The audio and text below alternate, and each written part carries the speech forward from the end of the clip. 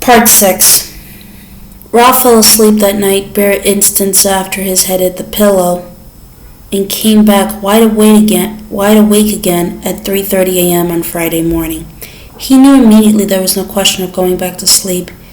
He might as well proceed directly to the wing chair in the living room. He lay there for a moment longer anyway, looking up into the dark and trying to catch the tale of the dream he'd been having.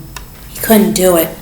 He could only remember that Ed had been in it, and Helen, and Rosalie, the dog he sometimes saw limping up or down Harris Avenue before Pete the paperboy showed up. Dorrance was in it too, don't forget him. Yes, right. And as if a key had turned in a lock,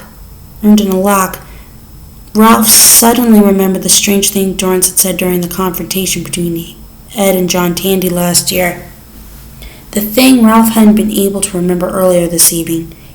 Ralph, had been holding Ed back, trying to keep him pinned against the bent hood of his car long enough for a reason to reassert itself, and Dorrance had said, Ed, I wouldn't, that Ralph ought to stop touching him.